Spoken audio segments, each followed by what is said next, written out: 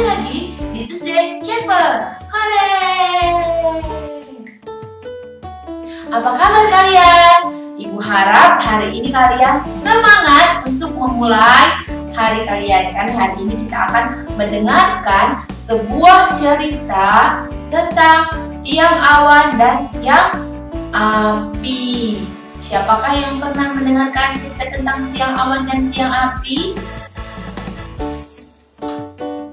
Wah, ibu tidak melihat ada yang angkat tangan. Ibu juga tidak melihat adanya orang di sekeliling ibu. Yang ibu lihat saat ini adalah kamera. Hehehe. Tentu karena kalian ada di rumah. Jadi saat ini kita masih ibadah virtual. Oleh karena itu, untuk membuat ibadah kita lebih efektif, lebih seru, ibu harap kalian bisa bekerja sama dengan ibu. Ketika ibu bilang ayo berdiri dan ayo tepuk tangan, kalian bisa melakukannya sehingga kita bisa berdiri dan bertepuk tangan bersama-sama. Oke? Baik, untuk memulai hari ini, ibadah ini, kita akan menyanyikan sebuah lagu yang sangat bagus. Jadi, ibu minta kalian berdiri, berjalan dan mengikuti gerakannya. Oke? Baik, ibu akan memutarkan lagunya.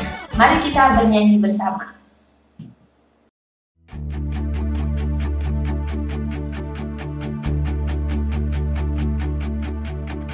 Come on now, let's open up the book. Come on now and take a good long look and see God has given us all we need to be free. It's about you, it's about me, it's about the truth that sets us free.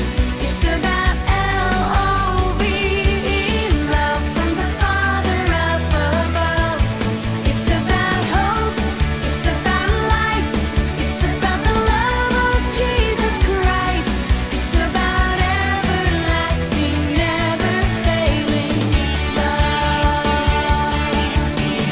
Come on now, let's open up the book. Come on now and take a good long look and see God has given us all we need to be free. It's about you, it's about me, it's about the truth that sets us free. It's about L-O-V-E, love from the Father up above. It's about hope, it's about life, it's about the love of Jesus Christ. It's about everlasting, never failing love. Oh, it's about you, it's about me, it's about the truth that sets us free. It's about L-O-V-E, love from the Father up above. It's about hope, it's about life, it's about the love of Jesus Christ. It's about everlasting, never failing love. It's about everlasting, never failing love. It's about everlasting, never failing, ever faithful, never ending love.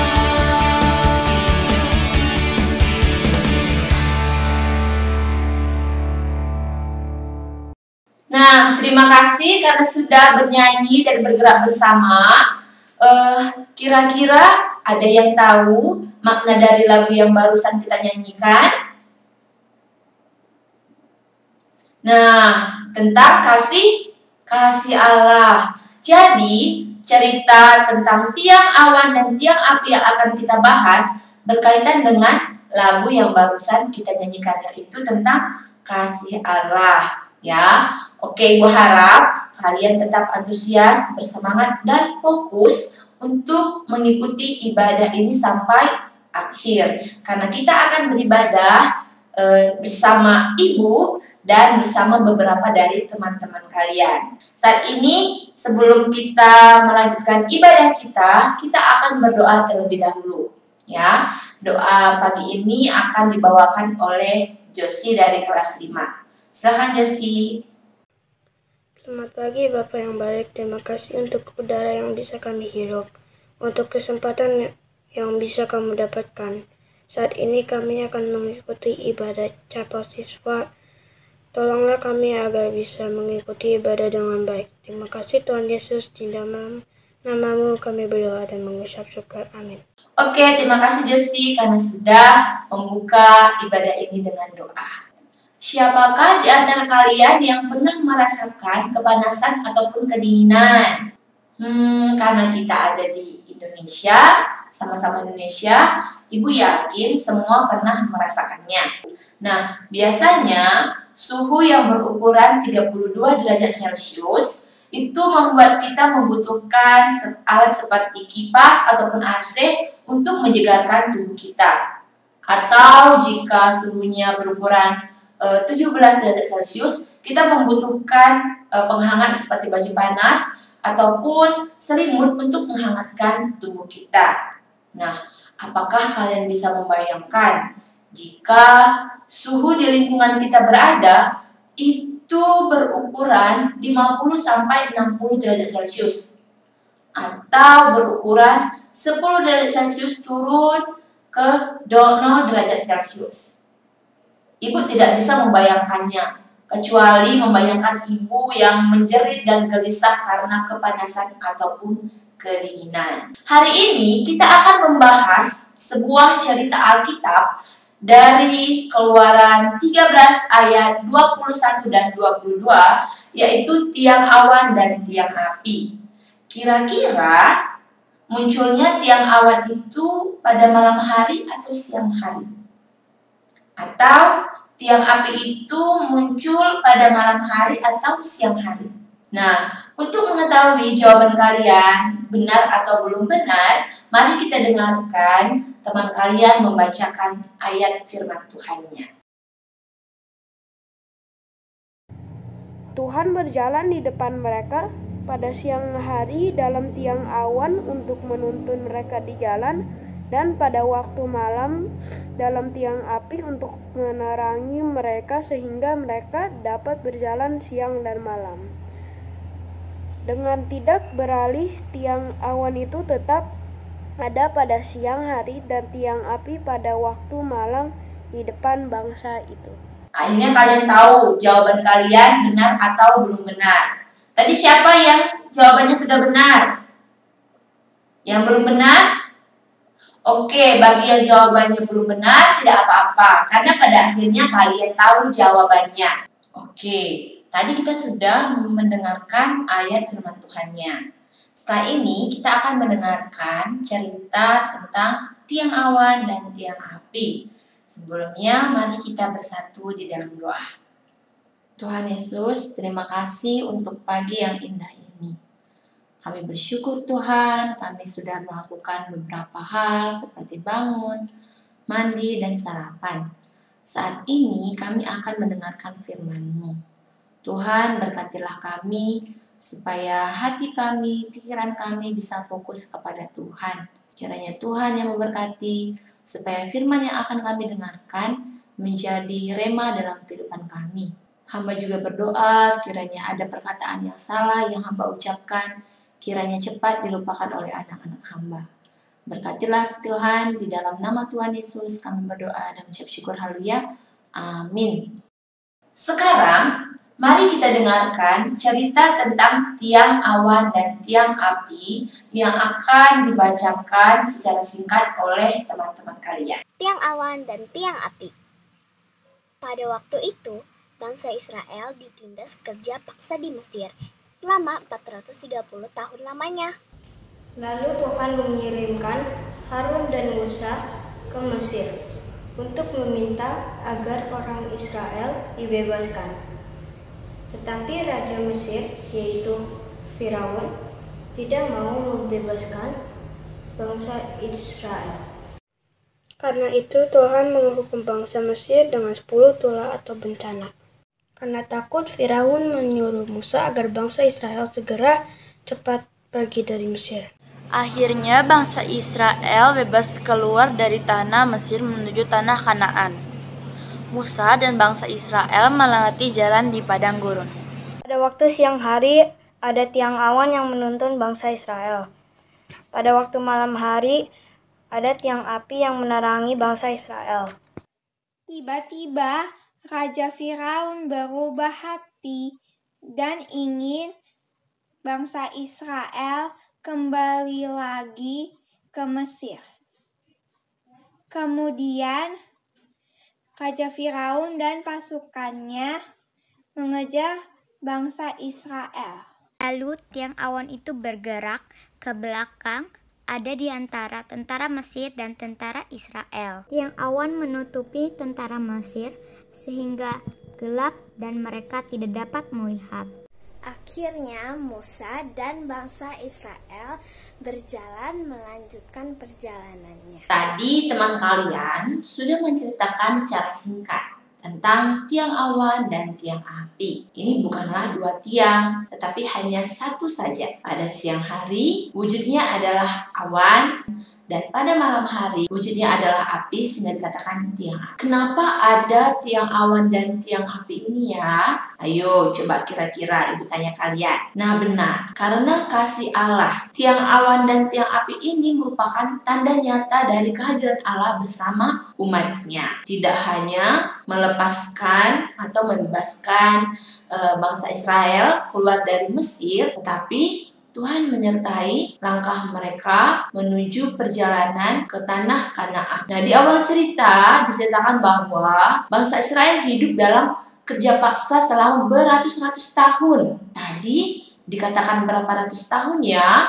Apakah 300 tahun atau 400 tahun? Ya, salah ya. Tadi dikatakan selama 430 tahun. Apakah menurut kalian itu lama? Kalau menurut ibu, itu lama sekali. Apalagi hidup dalam penuh tekanan karena kerja paksa. Pasti rasanya semakin lama. Oleh karena penderitaan yang dirasakan oleh bangsa Israel di tanah Mesir, Tuhan mengirim Musa ke Mesir untuk membebaskan bangsa Israel. Nah, tadi waktu teman-teman kalian menceritakan, apakah Raja Firaun memberikan bangsa Israel kepada Musa untuk pergi dari tanah Mesir? Ya, diizinkan. Tapi setelah Tuhan memberikan 10 tulah kepada Israel. Kenapa? Kenapa Raja Firaun yang awalnya tidak mengizinkan bangsa Israel keluar dari Mesir, sehingga bangsa Mesir terkena 10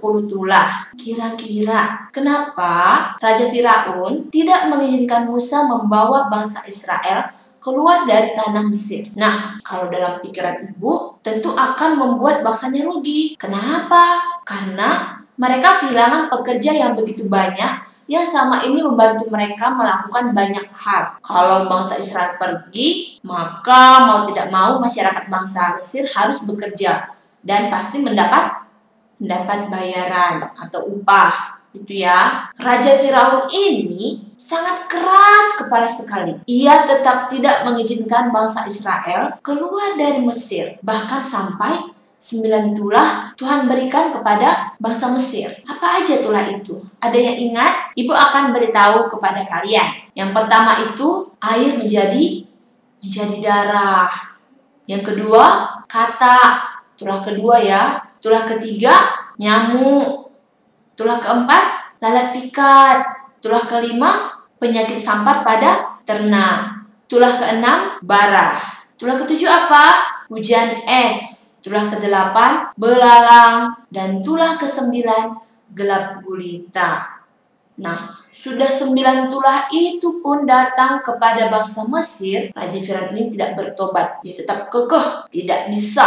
Bangsa Israel tidak bisa keluar dari tanah Mesir. Hingga pada akhirnya Tuhan mengirimkan tulah ke-10 kepada bangsa Israel. Apa itu? Anak sulung mati. Nah, karena sudah meninggallah anaknya dan sudah 10 tulah diberikan kepada bangsa Israel, barulah Raja Firaun mengizinkan Musa membawa bangsa Israel keluar dari Mesir. Tapi ketika bangsa Israel sudah keluar dari tanah Mesir, Raja Firaun kembali lagi menyesali keputusannya, sehingga memerintahkan tentara Mesir untuk berperang melawan bangsa Israel. Namun, apakah mereka berhasil? Tentu tidak, karena Allah memberkati dan menyertai bangsa Israel. Allah memerintahkan kepada Musa untuk mengangkat tongkatnya ketika harus menyeberangi laut. Laut apa? Yang terbelah anak-anak? Laut Teberau. Tentara Mesir ikutan dari belakang, melewati laut terbelah, mengejar bangsa Israel. Bayangkan ini lautnya, ini bangsa Israel, di sini bangsa Mesir. Sama-sama sedang menyeberangi laut. Nah, ketika bangsa Israel sampai di seberang laut dan tentara Mesir masih ada di tengah-tengah laut, kembalilah laut itu seperti semula, sehingga tidak terbelah lagi, sehingga semua tentara Mesir mati di tempat pun meninggal. Nah, tadi ibu sepertinya sudah sempat bilang, tapi ibu akan tanya, ada yang tahu kemana Musa akan membawa bangsa Israel? Musa membawa bangsa Israel ke tanah Kanaan. Tetapi baik Musa maupun bangsa Israel tidak tahu di mana itu Kanaan, apalagi melewati padang gurun. Oleh karena itu, Allah menjadi tiang awan pada siang hari dan menjadi tiang api pada malam hari untuk menuntun bangsa Israel. Tiang itu berjalan di depan mereka. Apakah tiang itu hanya menuntun perjalanan mereka? Tidak. Tiang itu juga menjadi pelindung bangsa Israel dari panas, dingin, dan mara bahaya seperti binatang buas. Anak ibu, apa yang dapat kita pelajari dari cerita tiang awan dan tiang api ini? Ibu akan membagi menjadi 3 bagian. Yang pertama, Allah sangat mengasihi umatnya, bangsa Israel. Saat ini bangsa Israel itu adalah kita, umat Allah. Nah, bisa dikatakan kita saat ini hidup di dunia ini bisa dikatakan padang gurun. Memang bukan padang gurun yang sebenarnya, hanya sebagai kiasan. Pada saat ini, siapakah yang menuntun kita di padang gurun ini? Alkitab. Yang menuntun kita, yang bisa kita lihat itu Alkitab. Seperti ada tertulis, firman-Mu pelita bagi kakiku dan terang bagi jalanku. Ada yang tahu lagunya? Nah, selain itu siapa lagi? Orang tua kita, guru-guru kita, dan orang-orang yang mengingatkan kita tentang firman Tuhan. Yang kedua, kita belajar agar tidak menjadi orang yang keras kepala seperti Raja Firaun, tetapi seperti Musa yang percaya dan taat kepada perintah Allah. Coba ibu tanya di sini, siapa yang masih sering melawan orang tua? Ibu angkat tangan ya, karena ibu terkadang masih mau melawan bapaknya ibu. Contohnya apa, Bu? Contohnya adalah bapaknya ibu beritahu agar jangan mengkonsumsi minuman seperti boba dan mie instan terlalu sering. Tapi itu adalah makanan favorit ibu. Sulit sekali rasanya untuk melakukan permintaan bapaknya ibu. Alhasil, ibu sendiri yang sakit sampai akhirnya mau berusaha mengurangi mengkonsumsi mie instan dan minuman boba. Nah, apakah kita sampai sakit dulu baru mau mendengarkan nasihat atau perkataan orang tua kita? Tahu, apakah tunggu dimarahi sama gurunya baru kita mau mengerjakan tugas? Nah, itu bisa kita pilih sama-sama ya. Yang ketiga, Allah menuntun, menyertai, dan melindungi kita dalam segala situasi, keadaan yang sedang kita alami. Contohnya, pada masa seperti saat ini, Allah menuntun, menyertai, dan melindungi kita di masa pandemi COVID ini. Memang kita tidak tahu kapan masalah ini akan terselesaikan, tetapi marilah kita percaya bahwa Allah sedang bersama-sama dengan kita di masa sulit maupun senang. Oke, tadi ada 3 ya. Allah sangat mengasihi umatnya. Lalu kita belajar untuk tidak seperti Raja Firaun, tapi seperti Musa yang taat kepada firman Allah. Yang ketiga, kita percaya bahwa Allah menuntun, menyertai, dan melindungi kita. Oke, baik, inilah firman Tuhan hari ini. Mari kita bersatu di dalam doa. Tuhan Yesus, terima kasih untuk cinta dan kasih-Mu yang teramat dalam kepada kami. Tuhan, kami bersyukur memiliki Engkau di dalam hidup kami. Engkau yang mengajari kami, menuntun kami, menyertai dan melindungi kami. Kami bisa melihat bagaimana Engkau sangat mengasihi bangsa Israel. Engkau mengeluarkan mereka dari hidup yang penuh dengan siksaan. Bahkan Engkau juga menuntun langkah mereka di padang gurun yang begitu panas. Tuhan, berkatilah kami supaya semakin taat kepadamu, kepada orang tua kami, guru-guru kami, dan orang-orang yang mengingatkan kami tentang firman-Mu. Terima kasih Tuhan Yesus, di dalam nama-Mu kami berdoa dan mengucap syukur. Haleluya, amin. Kita sudah selesai mendengarkan firman Tuhan. Ibu akan memberikan 2 pertanyaan refleksi yang bisa kalian refleksikan. Yang pertama, sebutkan apa saja bukti penyertaan Tuhan di dalam hidup kamu. Yang kedua, tulislah komitmenmu tentang kesetiaanmu kepada Tuhan sebagai anak-anak yang sudah diselamatkannya. Oke, sampai di sini ibadah kita. Setelah ini, kalian akan menyaksikan persembahan puisi dan pujian dari kelas 5. Selamat menyaksikan dan sampai bertemu kembali. Tuhan, betapa kami bersyukur memiliki-Mu di dalam hidup kami. Perhatian-Mu, kasih sayang-Mu, penyertaan-Mu tak dapat dibandingkan dengan apapun. Tuhan, maafkanlah kami 1001 janji yang kami ucapkan untuk taat kepadamu, 1001 pula janji yang tak dapat kami tepati. Ampunilah kami, oh Tuhan. Terima kasih Tuhan. Di masa suka dan duka, Engkau selalu menepati janji-Mu, mencintai dan menyertai langkah kami, seperti tiang awan dan tiang api yang menyertai bangsa Israel di padang gurun. Terima kasih, oh Tuhan, untuk kasih-Mu yang tidak terukur.